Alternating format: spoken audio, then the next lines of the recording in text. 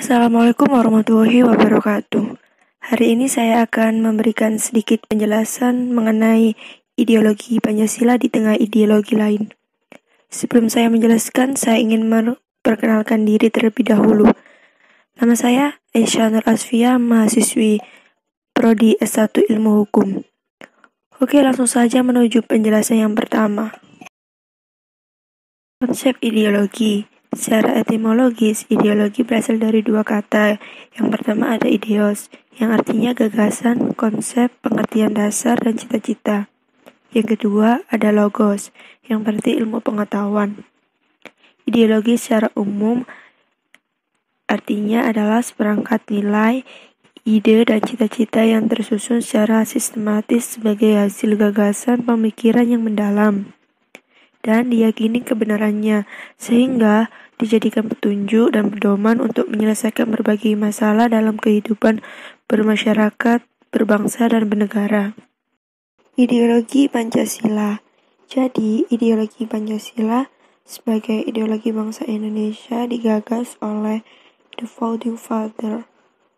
Pada awalnya, secara kausalitas, Pancasila bersumber dari nilai-nilai yang dimiliki bangsa Indonesia, yaitu adat istiadat serta agama sebagai pandangan bangsa.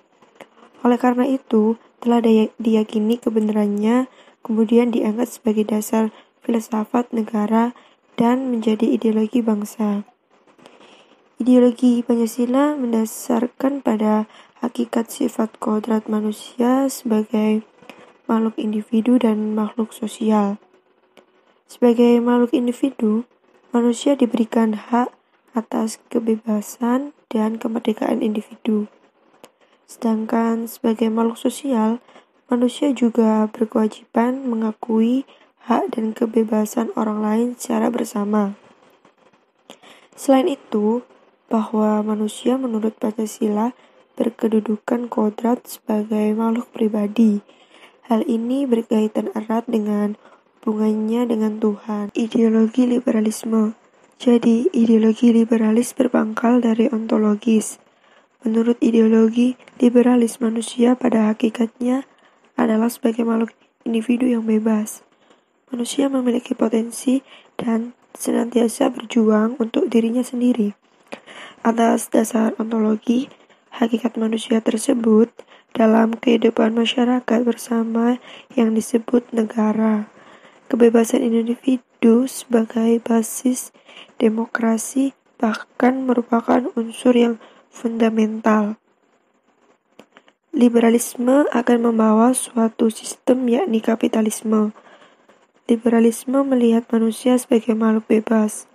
Kebebasan manusia merupakan milik yang sangat tinggi dengan membawa unsur-unsur esensial yaitu rasionalisme, materialisme, empirisme, dan individualisme.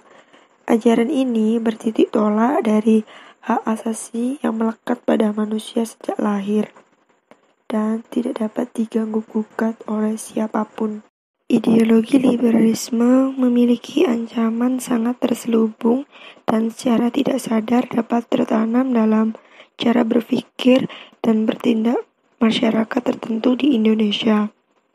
Paham liberalisme selalu mengaitkan aliran pikirannya dengan hak asasi manusia sehingga memiliki daya tarik yang kuat di kalangan masyarakat tertentu. Selain itu, liberalisme sebagai ideologi telah menggurita, berkembang, dan sangat dominan bahkan menjadi kekuatan raksasa yang menjelma sebagai kapitalisme. Tentunya, kebebasan yang sebebas-bebasnya sangat tidak sesuai dengan Pancasila yang memandang manusia sebagai makhluk Tuhan yang mengemban tugas sebagai makhluk pribadi dan makhluk sosial. Ideologi sosialisme dan komunis. Karl Marx adalah tokoh yang mengajarkan mengenai komunisme sekaligus tokoh sosialis revolusioner yang banyak menulis naskah di bidang sosial ekonomi. Marxisme, komunisme, dan sosialisme seringkali dimaknai sama sebagai ideologi yang ingin membebaskan kaum buruh dari kaum kapitalis. Ajaran Marx kemudian ditambah dengan pandangan Engels dan Lenin, sehingga ajaran komunis berlandaskan pada teori Marxisme dan Leninisme. Masyarakat yang diciptakan komunis adalah masyarakat yang tidak dibatasi oleh kesadaran nasional, karena komunis menghendaki tanpa adanya nasionalisme. Hal ini sangat bertolak belakang dengan ajaran Pancasila, karena secara tegas Pancasila menyatakan bahwa nasionalisme yang dijiwai oleh kemanusiaan yang adil dan beradab. Dari berbagai konsep dan paham sosialisme, hanya paham komunis yang paling jelas dan lengkap. Komunisme muncul sebagai reaksi atas penindasan rakyat kecil oleh kalangan kapitalis yang didukung pemerintah. Komunisme menganggap hak kebebasan dan hak individu tidak ada dan menganggap manusia hanyalah makhluk sosial. Manusia pada hakikatnya merupakan sekumpulan relasi, sehingga yang mutlak adalah komunitas dan bukan individualitas.